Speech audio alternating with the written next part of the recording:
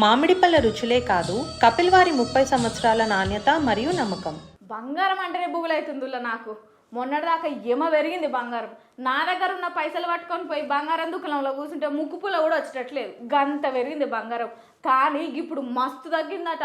ఎందుకంటే ఎరికేనా గడ మార్కెట్లో ఏమో అవుతున్నాయట, ఏందేందో అవుతున్నాయి కాబట్టి గీడ బంగారం ధర బగ్గ తగ్గిందట.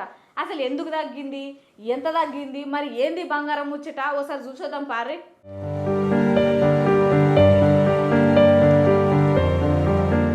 గ్లోబల్ మార్కెట్లో వాణిజ్య ఉద్రిక్తతలు తగ్గుముఖం పట్టడంతో బంగారం ధరలు క్రమంగా క్షీణిస్తున్నాయి.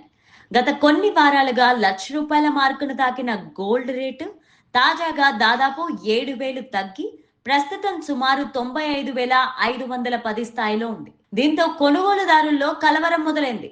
ఇప్పుడు బంగారం కొనాలా లేక ఇంకా తగ్గుతుందా అన్న డౌట్ చుట్టుముట్టింది. బంగారం ధరల పతనానికి గల కారణాలపైన పరిశీలిస్తే గ్లోబల్ టారిఫ్ భయాలు తగ్గిపోవడమే ప్రధాన అంశంగా నిలుస్తోంది.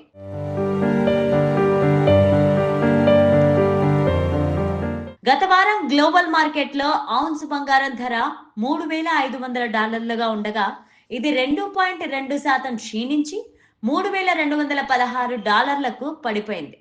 దీని ప్రభావం భారత్లో కూడా కనిపిస్తోంది. గత నెలతో పోలిస్తే ప్రస్తుతంగా ఉన్న ధరలు తక్కువగానే ఉన్నట్లు స్పష్టమవుతోంది. పెట్టుబడిదారుల మైండ్ సెట్ లో కూడా మార్పు వచ్చింది. గతంలో బంగారం వంటి సురక్షితమైన ఆస్తులపైన ఎక్కువగా ఆసక్తి చూపేవారు. ఇప్పుడు లాభాల కోసం రిస్కీ అసెట్స్ వైపు మళ్లడం మొదలు పెట్టారు.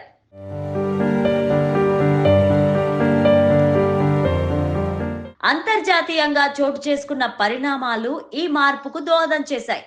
అమెరికా అధ్యక్షుడు ట్రంప్ చైనా, దక్షిణ కొరియా, జపాన్, భారత్ లాంటి దేశాలతో వాణిజ్య ఒప్పందాలపైన సానుకూల వ్యాఖ్యలు చేశారు.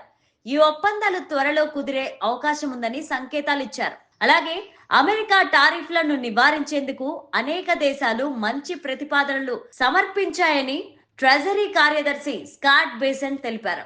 భారత్ కూడా ఈ ఒప్పందాలు కుదుర్చుకునే దేశాల్లో ముందుందనే అవకాశం ఉందని వెల్లడించారు.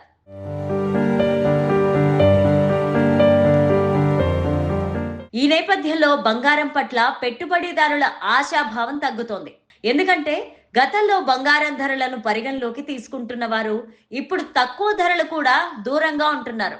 నిపుణుల అంచనాల ప్రకారం రాబోయే 3 నుంచి 4 నెలల్లో బంగారం ధరలు మరింతగా తగ్గే అవకాశం ఉంది. ప్రత్యేకించి గ్లోబల్ వాణిజ్య ఉద్రిక్తతలు మరింత సద్దుమణిగితే బంగారం అవసరం తక్కువ అవుతుందనే అభిప్రాయాలు కనిపిస్తున్నాయి.